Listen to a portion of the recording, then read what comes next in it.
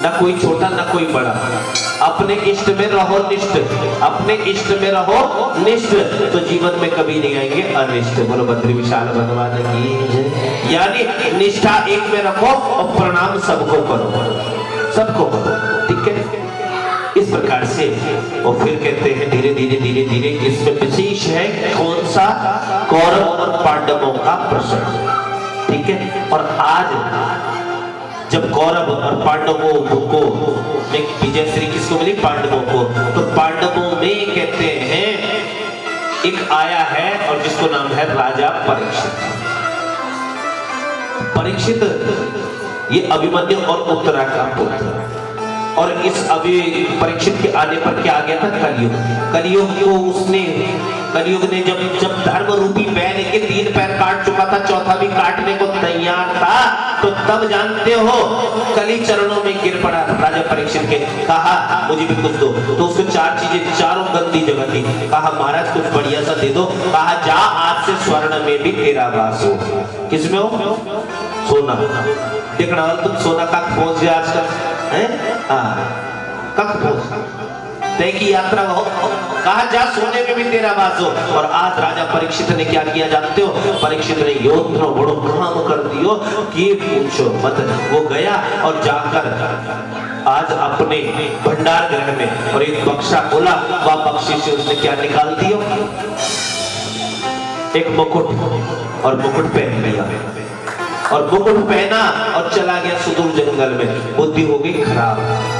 और जब समीक ऋषि के आश्रम पर गया तो समीक ऋषि तो ध्यान में ओम नमो भगवते वासुदेवाय, वो तो भजन कर रहे हैं। इतने में क्या राजा परीक्षित की बुद्धि खराब हुई और सोचने लगे ये महात्मा नहीं, ये कोई ढोंगी है, ये कोई ढोंगी है।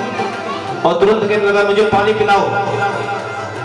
राजा की बुद्धि कितनी खराब होगी, सत्य को कह रहा है मुझे पानी पिलाओ, महात्मा को कह रहे हमको पानी पिलाओ, बुद्धि सड़िया की।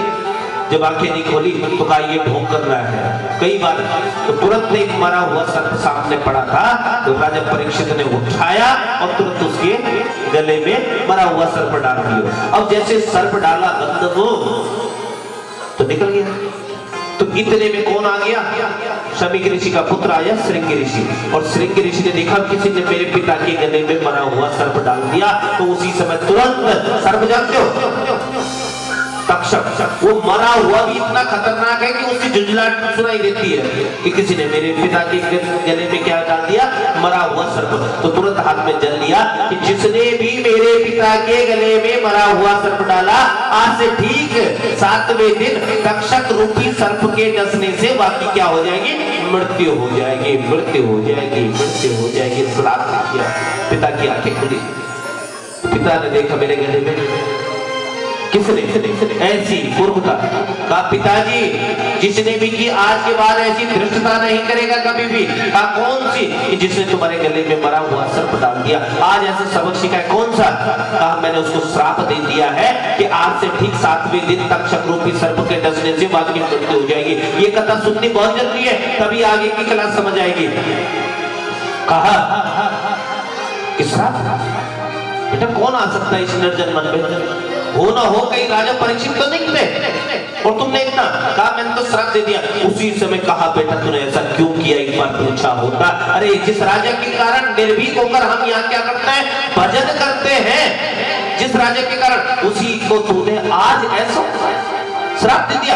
गलत गलत। तुरंत उसी समय अपने गौरव नामक शिष्य को बुलाया और कहा बेटा आज अभी जाओ और तुरंत राजा परीक्षित को खबर कर दो कि आज से ठीक 7वें दिन तुम्हारी मृत्यु हो जाएगी तक्षक रूपी सर्प के डसने से। तुरंत गया और जाकर गौरव नामक शिष्य ने खबर कर दी। लेकिन खबर करते ही जैसे ही राजा परीक्षित ने मुकुट उतारा, तुरंत क्या आ गई, बुद्धि सही जगह ठिकाने आ गई। ओ मैंने कितना बड़ा अपराध कर दिया, एक संत के गले में मरा हुआ सर्प डाल दिया। अब ये बुद्धि खराब कहां से हुई, खुद ही क्या दिया था, कली को किस क्या दिया था, कली को दिया था अस्ता कि जा आज से तेरा सोने में भी वास हो।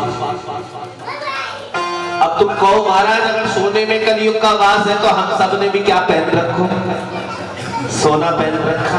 कहा इस सोने में भी, कहा नहीं बल्कि छल से, कपट से, दंभ से कमाया हुआ जो सोना है उसमें कली का, लेकिन जो मेहनत से कमाया हुआ धन है उसमें नारायण का वास होता है, लक्ष्मी का वास होता है। बोलो लक्ष्मी नारायण भगवान की, उसमें कली का नहीं। लेकिन जो राजा परीक्षित ने मुकुट पहना था ये कौन सा था? बोलो छल से, कपट से, दंभ से। किसका था ये? जरासंध का। जरासंध व्यभिचारी था, गलत आदमी का धन था। कोई कोई गलत धन ऐसा आ जाता ना कि जीवन भर पछताना पड़ता है। इसलिए कभी भी कोशिश करो ऐसा धन हमारे पास कदापि ना आए, 1 रुपया भी जिससे जीवन भर पछताना पड़े बंधुओं, इसलिए ध्यान रखना। और आज परीक्षित ने जैसे मुकुट धरा वैसे ही बुद्धि ठिकाने। जब तक मुकुट पहना था कली का वास था और बुद्धि खराब होगी, सत्य का भी अपराध कर दिया। कभी कभी हम भी कर देते ना, कुछ समझ बूझ सब खत्म हो जाती, गाली गलौज इत्यादि कई तरह से।